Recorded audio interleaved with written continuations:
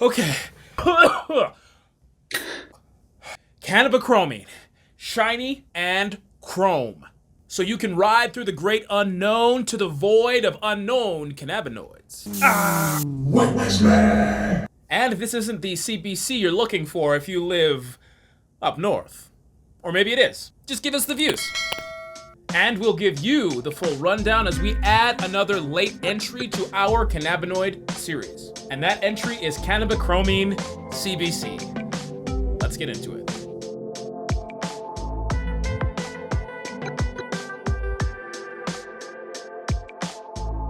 Hello everyone, Dr. Ife Abiola here with an addition to our cannabinoid series with the fashionably late Cannabichromene CBC.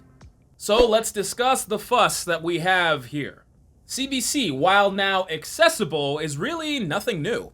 New to you maybe, but the original discoverers of THC, CBD, and others, Dr. Mashulam and Gaoni, actually discovered CBC way back in 1966. So its newness should be in quotes. And you better respect your elder cannabinoids, or it'll take you right to the woodshed. Fun fact, CBC is also found in a non-cannabis plant. It's in significant amounts in the rhododendron plant. It's a flower that's found in India and China, so its origin story is actually similar to cannabis. So why haven't you, yes you, sitting there with your blue bowl on your brown couch, eating pudding? Someone's really gonna get freaked out by that. Why haven't you heard about cannabichromene until now? One reason it's not that prevalent is that it is a non-intoxicating cannabinoid. Oh, what's that I hear? The not-so-subtle sound of young people leaving, so us adults can really rap. The second reason is that it is one of the least stable non-intoxicating cannabinoids. It is very unstable. Just to compare, it makes something as unstable as CBG look like a cannabinoid that your aunt would set you up with. Stable in comparison, you know, for the type you go for at your age. See, CBC only really emerges while the plant is quite young. Only when it's growing and emerging, and then it plummets down to 5% and even as low as 1%. And then it just kind of tapers off and becomes a trace or minor cannabinoid. So even if you bred a plant for CBC, it's not very likely that you would have enough of it. In the plant, CBC comes from CBCA. Of course, this is the precursor acid, which is then decarboxylated to CBC. While it is unstable and easily converted into, it is not a flash in the pan because it has some long-term benefits. A long-term investment. Let's look at how CBC interacts with CB1 and CB2. Oh, you've heard of those? Don't get so comfortable, okay? Right? It does interact with CB1, but it doesn't switch it on the same way as THC. I don't care how much I've taught you, you need to stay humble. So what is the value? Well, CBC is an endocannabinoid reuptake inhibitor, and it's great at preventing the reuptake of AEA, anandamide. Anandamide being that bliss chemical that is a cannabinoid your body makes naturally. Anandamide improves things like your mood. It makes you happy. By preventing your brain from reclaiming AEA, it holds on to that mood-boosting drug that is 100% natural and doesn't cause a high. There's your answer. Extended mood improvement in more ways than one.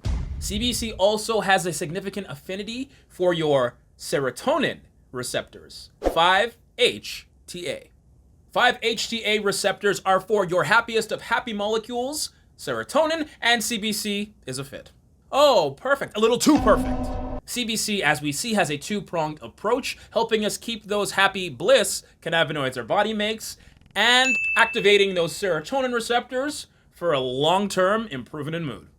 Well, longer term. We know that CBC has the potential to improve mood, but to what extent still needs to be researched. Plus, given recent research on CBC, it is a strong neuroprotectant, similar to CBG. It enhances and maintains the sensitive brain cells that you have. A 2013 study from the Journal of Neurochemical International examined how CBC encourages and maintains the cells that keep our brains in tip-top shape.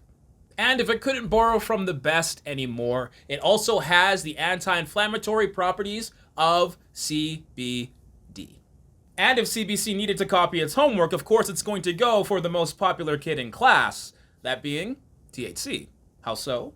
CBC is established as an anti-nociceptive, meaning that it can help modulate the perception of pain. Similar to THC, except that you're going to be crisp sobriety-wise. So much promise, but how do we use CBC? Well, CBC can be used with THC to prevent any unpleasant side effects of Delta-9. And it can provide some mood improvement to the euphoria and prevent greening out. All simultaneous and can be used to create a sense of positivity and well-being. While a lot of the research is still coming in, we know that things like age, body size, gender, weight, and genetics will all play a role in how much CBC you need to use to see an improvement in your mood. That being said, there is no toxicity risk or risk of overuse with CBC or its metabolites, so you're free to use as much as you wish. So consider CBC the happy-go-lucky pupil that's cheated off of the homework of every other cannabinoid in its class. And it copied all the good parts. But CBC is so likable and positive, you can't stay mad at him. It makes me sick. Oh, but I can't stay mad at you. Let's get him a present. Cannabichromene, the double mood-improving, anti-inflammatory, anti-pain, neuroprotectant. Go. If you've used Cannabichromene before, let us know in the comment section. There's plenty of other entries in the cannabinoid series that are available. Thank you everyone so much for watching, and until the next one, we'll see you soon.